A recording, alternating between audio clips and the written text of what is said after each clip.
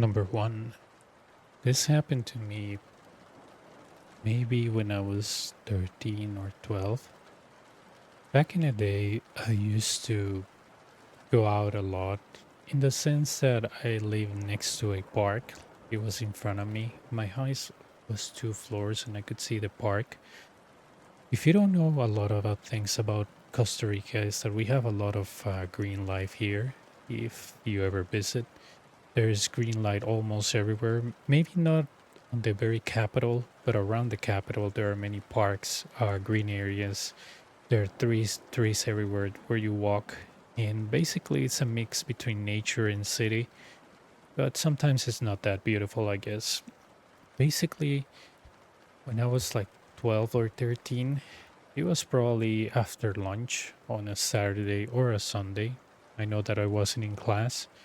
And my mom purchased me a bike, a beautiful bicycle, a blue one. That is my favorite color, by the way. And I took it out for a spin. The thing is that this spark is so big that it encapsulates maybe like maybe 2 3 entire blocks because it's like a mountain. So imagine that you live on the top of the mountain and the park, you can see the trees, and it's like a slide all the way down that reaches to another neighborhood. That's how big this park is. We call it the plane because it has a giant airplane for kids to play. It's like a metal airplane with, controls in front of it. It's all made of metal, obviously, so kids could slide around. But yeah, we call it the airplane. It has another name. I think it's called like something of the wood. And basically, yeah, I was riding along. Just imagine how big this thing is. I don't have the diameter of this, but have at least going around it like an entire donut, let's say, like an entire spin. Could take around 20 minutes, 15 minutes if you're going to a decent speed, I guess. 30 if you're walking. So it's quite big.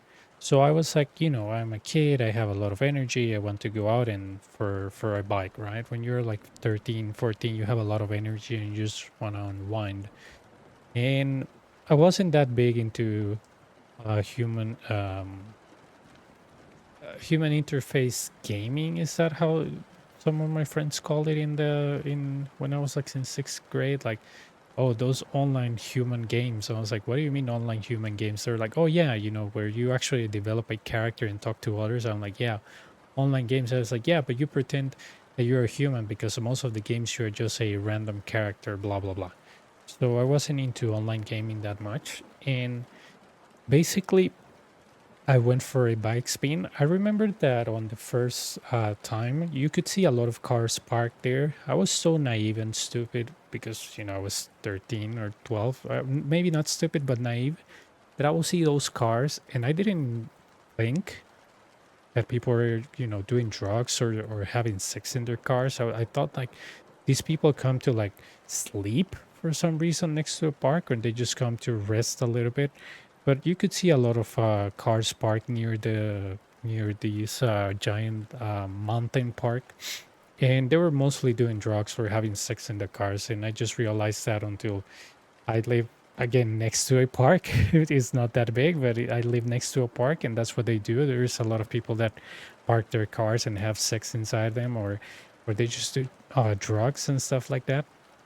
But anyways, on the first donut that I was doing around the park, here, if you don't know about tropical weather and countries in tropical weather like Costa Rica, Nicaragua, El Salvador, all of that, uh, sun goes out at 5:45 a.m. or so, and it goes down at 5:45 p.m. or so because it just how it works here. It gets dark really quick and it gets shiny very quick. So, anyways, it's like a 12-hour sunlight, 12-hour darkness, or whatever. Anyways, what happened is that the first donut that I did, it's like that gut feeling that you have. I saw some guys like this park is so huge, and I know I'm making like an exaggeration that there was a park inside a park. Like somebody just put like metal fences. I guess the city government did that, and they made like a mini park inside the park, but on the top hill, on the very far end of the park, right? And I noticed some guys on bikes, but you could tell that they were grown men because the way, even from far, the way that they were hanging, the way that they were dressed, you could tell that they were grown men. Maybe early 20s, yeah, mid 20s. I don't think late 30s. And I just passed by them and went down the hill on the first one, and on the second one I realized that they were talking, and they were like very loudly saying something. And I just went and I was like, I'm gonna do another round around the block and then go back home because I was really tired. I mean, this park was massive. The second time that I was approaching, I realized that two or three guys just sprint. Well, not sprint, but they get really fast on their bikes and go downhill. And I was like, okay, I guess they're leaving. And there's just one guy left, and he's just staring at me. So I go down, and I realize that that guy pretty much like jumps like from that little mountain down the hill. And I was like, man, this guy's gonna kill himself. But no, he lands in front of me, and he takes out a knife and tells me, kid, give me your bike. And I was like, yeah, sure. And it was really scary, and not only seeing a knife but seeing a full grown man just jumping a kid. I guess it could have been worse, but to me the psychological thing of being shown a knife and somebody just out of nowhere telling me, kid, give me your bike. I was so far removed from any crime related stuff because I was 13. I didn't watch the news. I was in a private school. I didn't even know how to ride a bus because I was just pretty much inside home and hanging around with friends from school. We didn't know anything about the outside world pretty much. And if you ask me about the state of economy back in 2006 or 5, I will tell you that it was fine because we were doing fine, right? Maybe there were perils or something I didn't even know.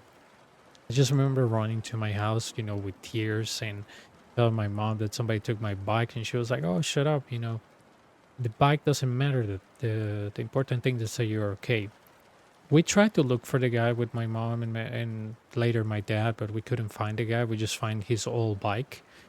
And when we were approaching the old bike, I was like, well, maybe I can take his. Somebody just came by, sprint to it, grab it, and left. And we realized that there's like very dangerous neighborhood near my old house and near my current house because I live fairly similar to where I used to live, where there's a very rough neighborhood in like 1 kilometer. I don't know how much is that, less than a mile. And it was probably some of those guys. I still remember the guy's face. I still remember him showing me a knife. He didn't point it at me. He just, he pretty much showed me something he was carrying. I could say it was a knife, maybe it was a gun. I'm not sure. And I just remember he had a beanie, sort of like a little bit of short-ish hair, or well, I would say it could be mid-hair, reaching his shoulders. Um, Sort of like a mustache and a beard, not fully connected. And I still remember his voice just telling me, "Kid, give me your bike." And he wasn't violent or anything, just showing me what he was carrying, and I was like, "Yeah, sure, here it is." He didn't say anything, just uh, went started like pedaling, and he left. And that was the probably the scariest moments that I have when I was a kid. But wait until you hear the second one. Number two. So this happened to me back in 2012. And basically, what happened to me in 2012, I was exiting out of work. And when I was exiting out of work, I saw a guy that pretty much we worked together on previous jobs, but we were not that very, um, I don't know, we were not that very close to each other, but we will talk every now and then. And basically, he says, "Hey, let's walk together home," right? And basically, the guy, the guy just kept telling me like, "Man, this work sucks. We don't get paid a lot." And I was like, just telling him, my thoughts on life and whatnot. And probably that work that I used to work in 2012, it was a collection related job. So it's pretty much like mind numbing when you my numb and sorry that you do, and you collect debts and everything. So when you exit, you're like, you just want to talk to somebody to forget of all the things that somebody insulted you for and stuff like that.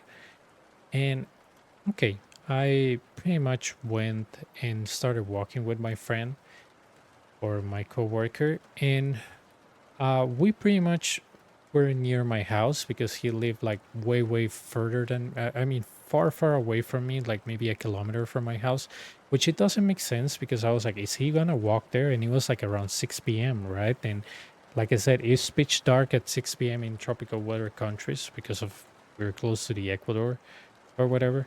And basically, this guy tells me, well, I guess I'll see you later, man, right? And out of nowhere, two guys come and they just stand in front of us. And I was like, can I help you guys? And he was like, yeah, just give me your wallet and everything you got. He shows me a gun in front of me, and I'm like, wow, he's going to shoot at me because it's something when somebody points a gun to you or shows you a gun, but when he has a gun pointed in front of your head, like point blank, that he can shoot you and kill you. I was like, okay, yeah, sure. Here's my bag and everything. I had my paycheck because the account of the bank has not been settled, and they wouldn't pay me through my bank payment. They were just paying me through check the first 15 days. But then it was going to be an automatic deposit, right? So this guy just comes and I give him my bag and, give him my wallet. My wallet had like probably a dollar or two. It was a wallet that my sister gave me for my birthday, so I really like it. Sadly, he kept it.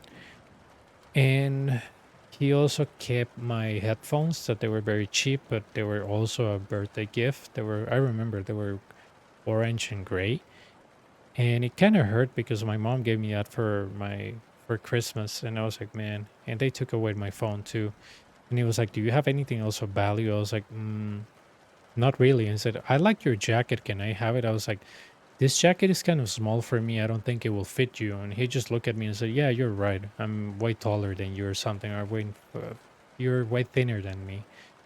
And strange request he made to me is that he was gonna keep robbing the neighborhood. I don't know why he told me that I needed to take an opposite way. I was like, my house is like, you know, 3 blocks away from here. Why do I have to go back? And he was like, he wasn't happy with that answer. It's like, dude, I'm just giving you a chance. Just go elsewhere while you have the chance, And he was like, let's do this. You turn around, you walk 10 steps and don't look back. And I was like, this guy's gonna shoot me. This guy's gonna shoot me.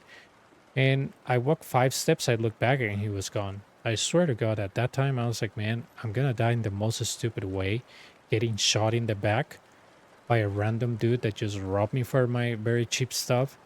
And I'm gonna die almost close to my house, and my mom is gonna wonder when I die, why did this guy didn't take a taxi? It's only like $1. It's only like $2. Like, why he made so much stupid decisions, right? Like when you see like true crime stories on TV, like they ask, I don't know why my son, I don't know my daughter took that choice. She was so close to home, or she never did this. That's what I was thinking.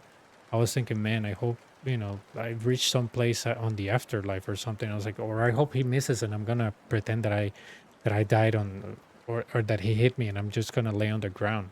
But I hope he doesn't comes to check if I'm dead or not. Anyways, when he disappeared just to sprint home, my friend was freaking out. He pretty much went into like a 7-Eleven and freak out with the owner being a Chinese guy. And he was like, we need to report this to the police. I did, but they did nothing about it. They just sent a police card that we're not able to find the guy. Maybe they found him elsewhere. I didn't file a police report because it was too much for work and I had two jobs at that time. But let me tell you, when you have a going point pointed at you and the guy's telling you to turn around and walk 10 steps, I thought he was like, that would be an easier way for him to kill me without looking at my face. And to this day, I still remember how the guy dressed, jeans, white, I think white shoes, tennis shoes. He was wearing one of these shirts, like pink with white. And I still remember his gun. It was like sort of like a revolver, and he had like this type of short hair where you use like this type of hair. things that you use to make your hair to look like spikes, right? Where you just grab a your hand and you put it back, and it can look like the guy from The Godfather, like Marlon Brando, or you can look like this 90s 2000 styles where you have like spiky hair. That's how he looked. And he had like a ring, but I couldn't see if it was an actual ring that it was worth something, and like a chain, a cheap, probably metal steel chain around his neck. And he looked very, very decent guy. He didn't look like a, a hoodie figure just telling me, give me all your money. No, he looked like he just came out of a job and or he was struggling. He mentioned that he was stealing stuff for his daughter or something. I told him I didn't care, but to me that was a really, really scary story. Number three. So this didn't happen to me. This happened to my friend Jorge. Jorge, um, he used to take the bus maybe in 2019 or 2020 when I met him. No, 2019, 2018. I don't think it was 2020. Anyways, he will take a bus that will leave him in another place so he could actually take a bus to reach home. The bus system here is not very good in my country, but anyways, he will reach to this place that used to be a supermarket, but I think I don't know if it's abandoned now, but it's a very, very lonely place. He will exit, I think, around 6 p.m. or something, reach to that bus stop around 6:30 or 7, wait for the bus that was every 20 minutes or 30 minutes. So he said he was waiting on the bus stop, and again, like any scary story, he was there alone, and he said that a very rundown car just, was slowly driving towards the bus stop. And he was like, well, maybe are those taxis in, well, we don't call them taxis. We call them these people that act like taxis, but they're like, hey, dude, let me take you to the center of the street or wherever you tell me and you give me some money, right? Some people do that. It's not legal, but it's like kind of like an informal taxi, sort of, but it's very common, right? Jorge just said, oh, okay, maybe they can take me to the center of the capital. I can take my bus and reach home. He said that the door opened, like the back door open, and some guys, two or I think he told me two guys exit out, and they just point him guns and tell him get in, and he was like, okay, he gets in, and he said that they were like, okay, what do you got? And he gave them their cell phone, the wallet, um, and he said that at that point they were just driving around, and he was like, what else you got? What else you got? And he said, I got nothing else. I just got off work and I have nothing else. He said, literally, I don't even have money. I'm just waiting to get paid. I have nothing. And he said, I bet you got money on these cards. And he said, no, I don't have anything. And the guy just kept pointing a gun and telling me, I don't believe you. I don't believe you. Do you want to die? Do you want to die? And Jorge keeps telling them, no, I don't want to die, dude. I'm serious. Like, if I had something, if I had anything in my account, I will give it to you. I don't have anything. And he said they were just driving around. I don't know if it was slow or fast. And they were like, whoa, what do you do with this fucker? What do you do with this fucker? And he said, oh, one guy just in the front of the passenger seat says, oh, let's kill him. And one guy on the back says, no. Don't you remember what happened the last time? And that's when Jorge said, dude, when he was telling me the story, man, I thought I was gonna die. They probably killed somebody before robbing them. And he said, I was just like thinking about my mom, my girlfriend at the time. And dude, I thought I was gonna get shot and just get thrown in a no name road or in a wood or in the woods or something. He said that they left in the middle of like nowhere, and he was able to get a hold of a phone, call his parents or something. They pick him up. It was around 9 p.m. They were driving by a lot of places, and he told me that was the most scary experience. And since then, Jorge just took a bus and immediately just called an Uber or any taxi to take him home because he was like, I'm never risking that. But to me, that was one of the scariest stories that I ever heard. This is story number three. Because imagine not just being robbed, but getting kidnapped and entering a vehicle with like four or men that have guns pointing at you, and somebody just says, let's kill him. And another guy says, no, no, no, wait, you know what happened before? It seems like these people have killed before for a robbery or kidnapping. But now these days, kidnapping, I will say is more common. But just as a thought, whenever you reach a place that is not crowded and it's between saving a couple of bucks for an Uber or a taxi or risking your life, in the case of Jorge, really think that safety is worth every penny, because sometimes you waste money on things that are less important. But I think that will be all. That's the end of the three stories.